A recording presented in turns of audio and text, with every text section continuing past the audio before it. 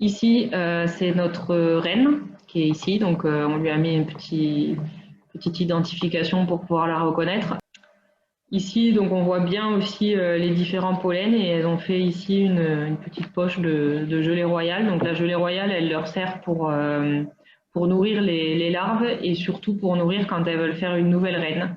Ici, donc c'est le lieu d'entrée des abeilles. Donc on voit les fameuses petites portes et donc c'est là où on a notre capteur entrée-sortie qui arrive à comptabiliser le nombre d'abeilles qui entrent et sortent. Là, c'est le capteur de température, donc il est situé au milieu de la ruche. Vraiment, je vous disais, on mesure la température au cœur et on a deux points de mesure du coup sur ce capteur, un vraiment au milieu et un sur la partie haute. De l'interface, donc hop, ça ressemble à ça. Donc on voit ici nos trois ruches. Donc on les a appelées 7, 8, 9 parce que c'était leur numéro de série, mais en vrai on n'en a que 3, on n'en a pas 9. Donc on voit leur température actuelle. Donc vous voyez que dans les ruches actuellement, il fait entre 30 et 35 degrés. On voit leur poids, donc on voit qu'il y en a qui sont plus lourdes que d'autres parce qu'on a eu une ruche qui était une ancienne reine de 2019 du coup et deux ruches qui avaient une reine de 2020, née en 2020, donc plutôt des jeunes reines, donc du coup elles sont pas tout à fait dans le même. Voilà, sur une journée, on voit bien que la nuit, elles sortent très très peu. La journée, elles sortent pendant qu'il fait jour et chaud. Et hop, après, ça se recalme. Votre invitation. Voilà, et vous dire tout le plaisir qu'on a du climat. Je souhaitais vous convier à une petite promenade en forêt, cette forêt française, 4e forêt de l'Union européenne en surface, et qui occupe aujourd'hui 31% de notre territoire. De bois d'industrie. Aujourd'hui, elle nous abrite, elle nous chauffe, elle nous équipe et elle nous accueille. Et donc cette forêt, contrairement à ce qu'on pourrait penser aux idées reçues, cette forêt française est en augmentation. Sa surface a été multipliée par 2 en 2 siècles. Et puis notre forêt, elle est essentiellement feuillue à 72%, avec cette essence principale que vous reconnaîtrez chacun par rapport à vos régions d'origine: le chêne, le hêtre, le châtaignier, le pin maritime, le pin sylvestre, l'épicéa et le sapin.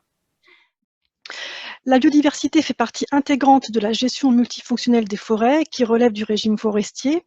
Alors l'arbre que nous allons voir, voilà, merci Alban, qui est un arbre bien en équilibre, bien ancré, bien enraciné, illustre parfaitement ce qu'est la gestion multifonctionnelle de nos forêts.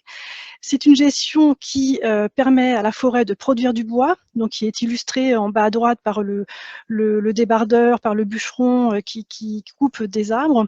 C'est une gestion qui permet à la forêt de répondre à un certain nombre d'enjeux environnementaux et liés à la biodiversité, illustré ici par le CO2 qui est capté par la forêt et puis par le panier avec tout un cortège de différentes espèces. La gestion multifonctionnelle permet aussi à la forêt de jouer un rôle en matière de préservation des risques naturels dont a parlé Frédéric tout à l'heure, la lutte contre les crues, l'érosion, les chutes de blocs, les avalanches, etc. Et puis, dernière fonction de la forêt gérée de façon multifonctionnelle, c'est qu'elle permet d'accueillir les publics en toute sécurité. La biodiversité forestière est aussi bien évidemment le principal levier de l'adaptation au changement climatique.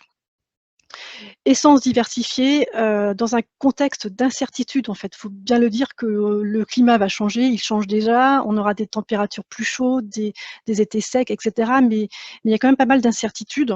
Et donc, on se dit que moins on met nos œufs dans les mêmes paniers, mieux on s'en sortira. Et donc, le fait d'avoir différentes essences fera qu'en cas de non-résistance d'une espèce à la sécheresse ou au stress hydrique ou en cas d'une essence attaquée par un parasite, eh bien les autres pourront prendre le relais.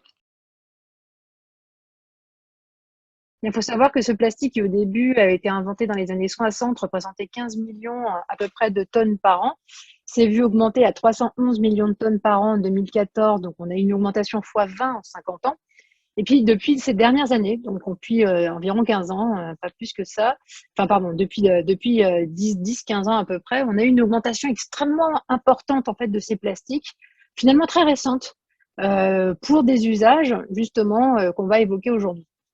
plus de 32% vont finir finalement dans la nature. Donc, on a prévu pour les prochaines années encore une augmentation de cette production. Donc, les premières estimations, elles allaient vers 600 millions de tonnes de produites pour 2034. On espère forcément agir en fait aujourd'hui sur cette pollution-là et faire en sorte que cette production n'atteigne jamais ces valeurs absolument dramatiques. Donc, ce plastique, il va permettre ça, c'est-à-dire une multiplicité extrêmement forte en fait d'usages. Ce qui fait que quand on regarde en fait des objets en plastique dans une maison et qu'on demande à une famille de sortir finalement ces objets en plastique de leur maison, vous vous rendez compte qu'ils ont sorti la totalité de leur maison. En fait, ils ont des usages de partout, dans les vêtements, dans l'alimentaire, mais également dans tous les objets du quotidien que nous utilisons aujourd'hui.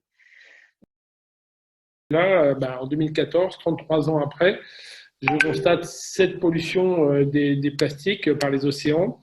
Et donc, ce n'est pas quelques plastiques, c'est des milliers de plastiques qui se retrouvent autour de moi. Et puis, voilà, quand je sais, j'ai su très vite que ces plastiques flottaient à peu près à 80% au début quand le plastique part dans les océans, mais très vite, malheureusement, il se décompose, il devient presque invisible et puis il part au fond de la mer. Donc, quand on sait que les 99% des plastiques finissent par couler un jour, je me disais, waouh, s'il y a ça à la surface des océans, alors qu'est-ce que ça doit être entre deux eaux ou au fond de la mer?